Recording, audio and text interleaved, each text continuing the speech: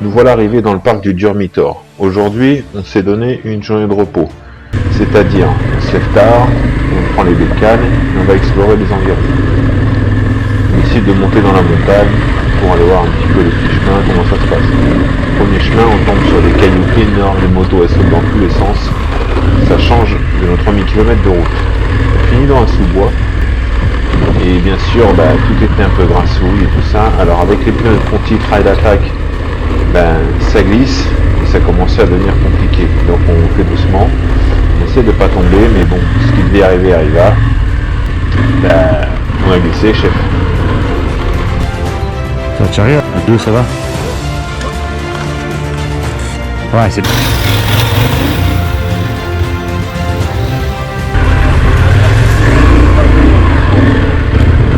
Petite gaz tout le temps, doucement. T'arrêtes pas.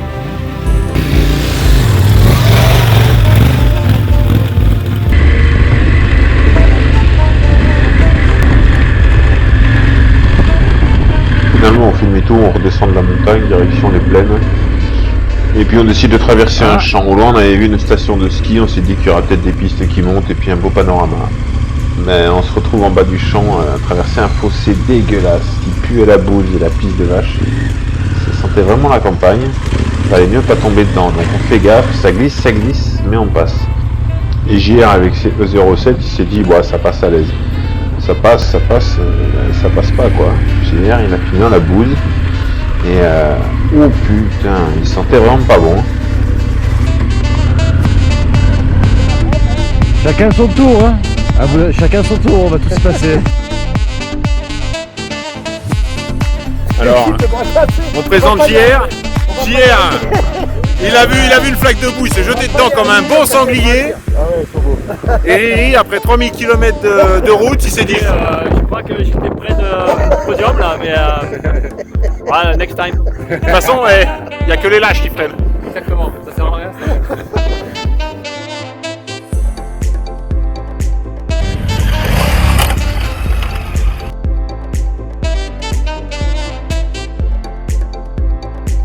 Oui, Ricardo il a voulu tester le traction control off dans l'herbe avec des Conti Trail Attack. Richard, tu es optimiste à KTM? Là, je suis en train de la profiler spéciale. Parce qu'en fait, elle n'était pas adaptée pour le terrain. Le terrain était ni gras ni sec. Et là, moi, je l'avais plutôt monté en truie grasse, tu vois. Oui, alors la truie, c'est le nom de sa moto.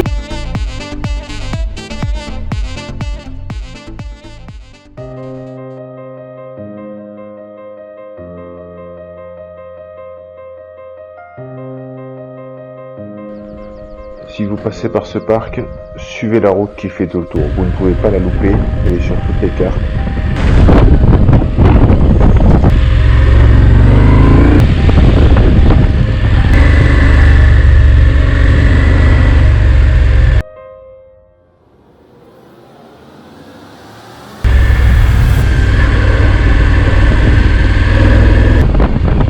Après avoir passé toute l'après-midi à tourner et virer dans le parc, on rentre finalement à la nuit et on prépare le départ du lendemain pour la Bosnie et Sarajevo.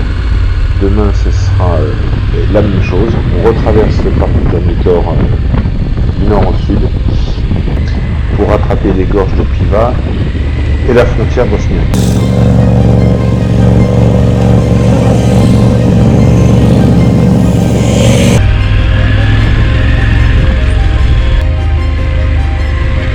Pendant la traversée du parc du Durmitor, on a croisé une KTM plus 90 avec un Français. C'était Mana, il revenait de Turquie et de la mer Noire. Et puis il a fait un bout de route avec nous jusqu'à Sarajevo. Et puis il s'est inscrit au rallye.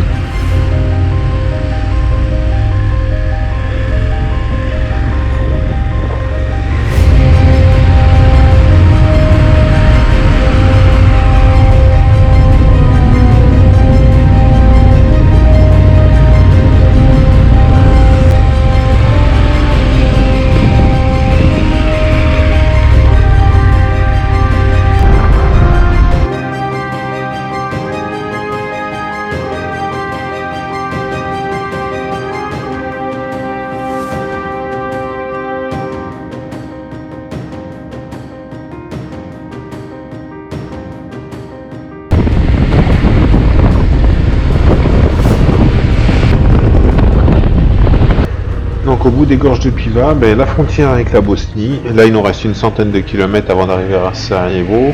On était un peu excités, on commence à arsouiller, mais bon, on s'est vite calmé parce que la route, c'est pas ça du tout en Bosnie. Il y a de la route, des fois il n'y a plus de route, des fois en plein virage, il n'y a plus que des cailloux et plus de goudron non plus. Il faut faire quand même assez attention en Bosnie.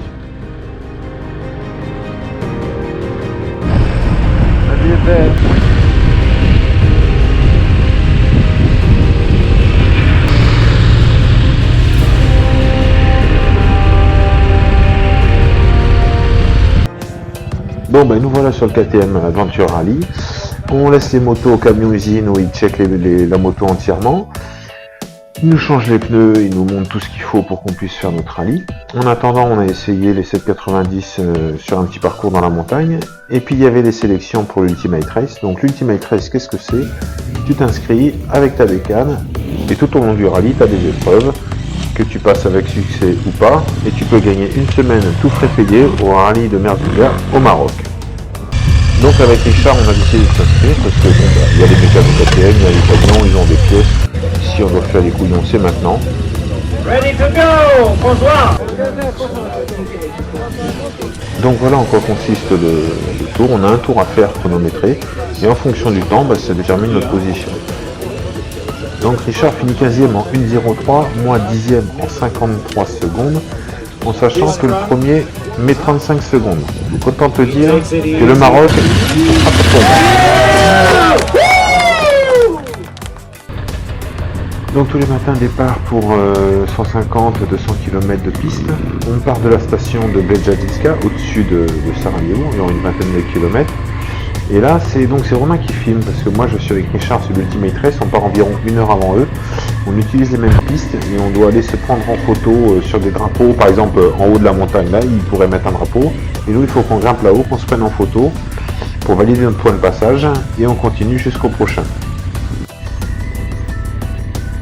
Donc dans le rallye, il y a plusieurs parcours. Il y a le parcours standard, le parcours hard et l'Ultimate Race. Donc JR et Romain se sont inscrits sur le parcours hard. Devant là-bas, on voit Jeff et Julia.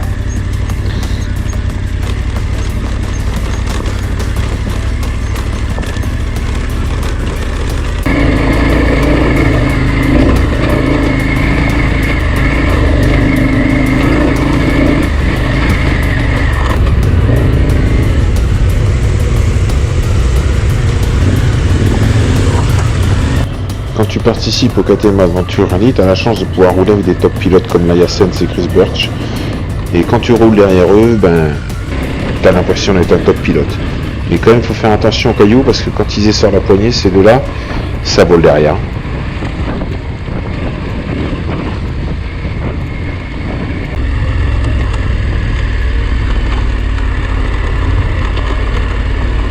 Voilà, nous on fait l'extrême.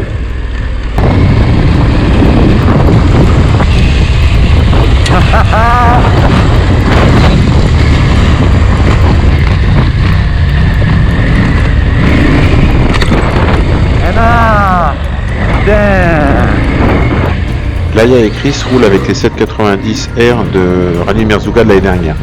Et eux, ils sont équipés pneus enduro et bib mousse. Donc je peux te dire que dans les cailloux, il y a une grosse différence entre les TKC 80 et les pneus. Regarde les pneus un peu. Ouais.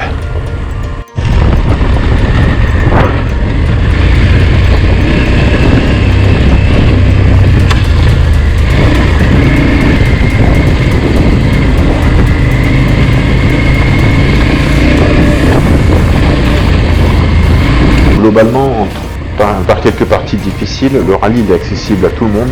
N'importe qui veut faire du off-road, il peut venir. L'idéal c'est qu'il roule un petit peu en off-road chez lui, que ce soit pas novice, parce que là la piste elle est roulante, c'est pas bien méchant. Mais des fois ça se gâte un peu quand on monte en haut, en montagne, où c'est des gravillons, des gros cailloux, c'est très mou, ça patine beaucoup et sans élan ça passe pas. Exemple là. Tu vois, ta roue elle s'enfonce, elle patine dans les cailloux et t'arrives pas à monter. Et quand ça monte raide, tu patines. Bon, et Juju, calme-toi. On est comme des fous, là. On était comme des fous. On est tous là, non? Bah, je sais pas, il en manque... 2, il manque le russe avec sa... Je sais pas combien. Le russe avec sa 790. Romain, on te remet tes vis et puis cet après-midi, s'il n'y a toujours pas de kit, on se la colle tous les trois. Ouais.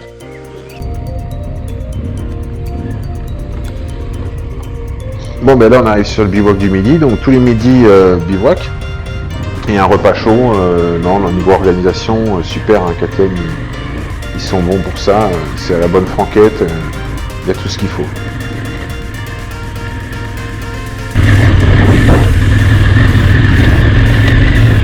Donc là, un exemple concret de Adventure Rally. En haut à droite, on a une route, et en fait, c'est une route à lacets. Il y a la possibilité pour ceux qui le souhaitent, donc le parcours extrême, de couper. Donc là, tu montes avec des cailloux, avec de l'herbe, de la terre, des tranchées, un peu tout, et tu rattrapes tes collègues qui ne se sentent pas capables. Ben voilà, c'est l'aventure.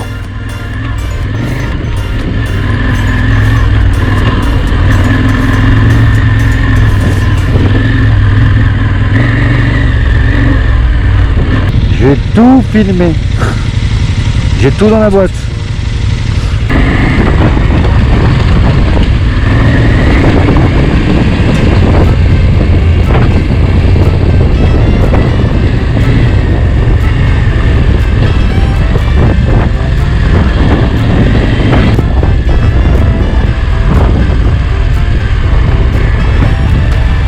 Donc voilà un petit peu les problèmes qu'on peut rencontrer juste là. Un virage en épingle, des cailloux mous et la moto très lourde, des KC80 qui patinent. Si t'as pas un minimum de technique là, tu vite fait en panique et tu couches la moto. Et essayer de passer avec l'élan parce que sans élan, il se passe ça. Tu arrives là-haut et là ça se met à patiner, la moto elle est là, elle cherche. Et si t'as les jambes un peu courtes, tu te couches.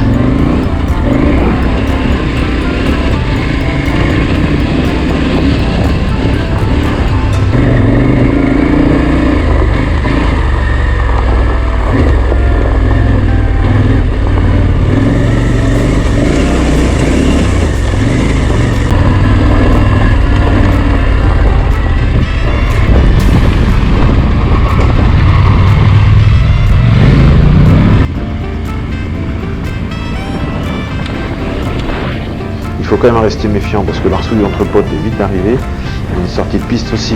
Donc surtout, restez prudent, les motos font 200 kg, voire plus.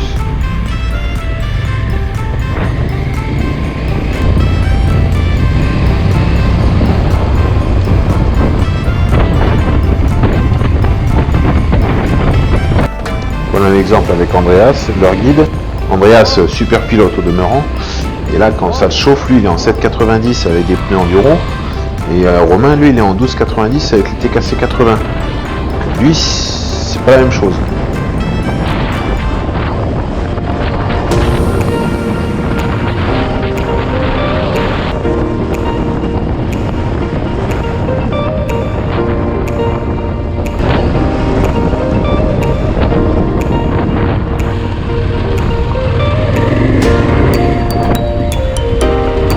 Et les pierres? Oh! It's okay, not my head. No. C'est cool, tu es bien envoyé là. Avec Richard, nous sur l'Ultimate Race, on est passé là 1 heure ou 2 avant eux. On a eu un ciel bleu magnifique. Ah, con de ta mère. Moi j'ai fait tout mon rallye sans une goutte de pluie et eux ils ont pris un déluge sur la tête. Eh bah mon Juju, qu'est-ce que tu fais dans la bouillasse?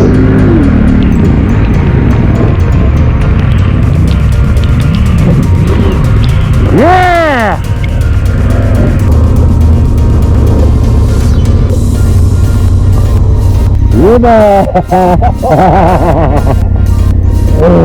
Oh, c'est bon.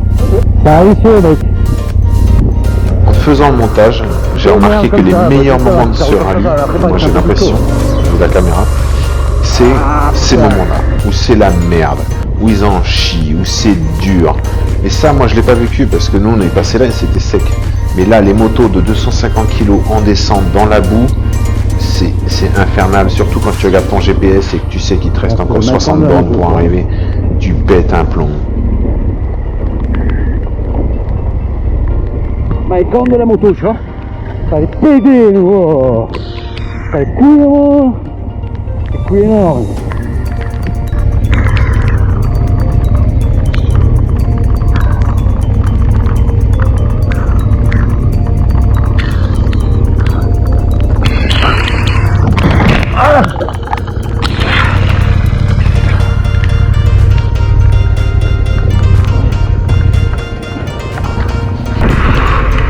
Oh putain. Oh putain que c'est bon. Alors les gars là. Lui en 7,90 il se traîne d'habitude, là il se balade quoi.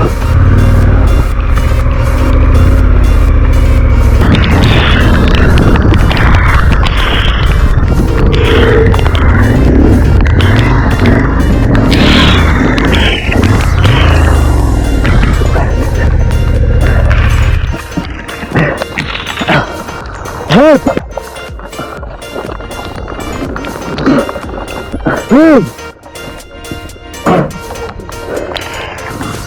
On va me foutre.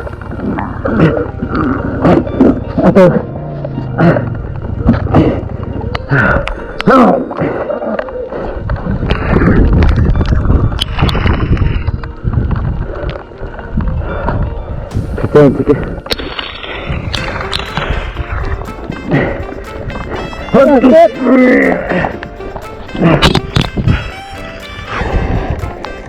Ouais, bullshit. Ça les pousse.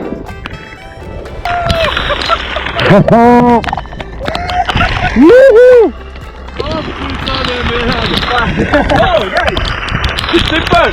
I have a great difficulty, but in low pressure, in rear tire, and it's good. Ah ouais, Tu dois baisser la pression, sinon tu peux pas monter. ça En français, ça fera des histoires à raconter. putain. Oui, tu veux l'homme.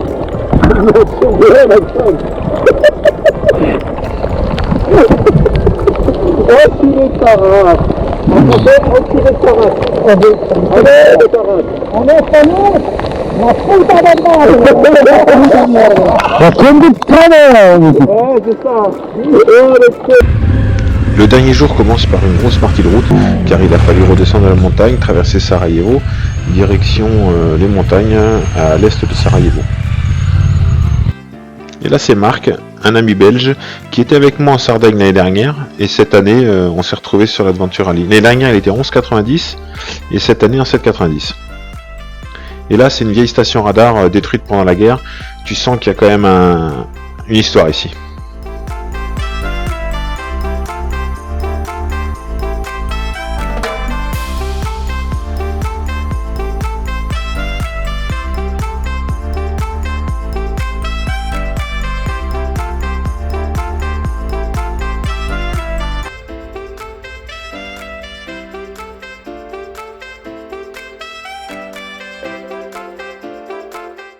Direction la piste de bobsleigh des Jeux Olympiques de Sarajevo, où là, un grand moment, un truc énorme.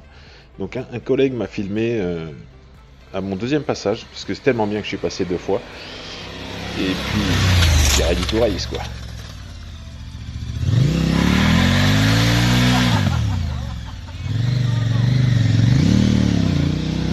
Chris Birch a une vidéo du passage entier de ça. Allez la chercher sur internet. Si tu la renverses, tu perds 10 points à l'ultimate.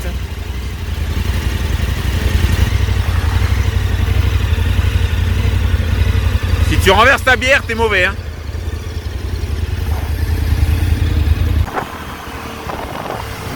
Hé, tu n'as pas renversé la binouse, quoi.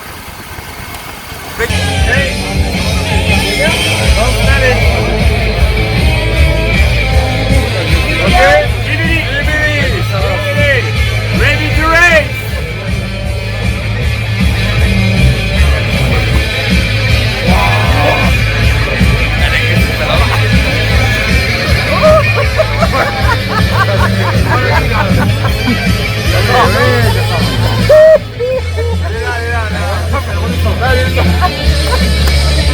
Si vous voulez voir des beaux montages, il y a Adam Rayman qui a fait des vidéos pour KTM.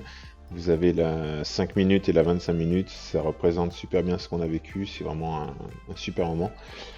Et puis, surprise. François, mais quelle journée de fou! Non. Ouais, bah, ça a démarré ce matin quand même sous la pluie, bien pourri. On est parti, de la flotte qui volait dans tous les sens.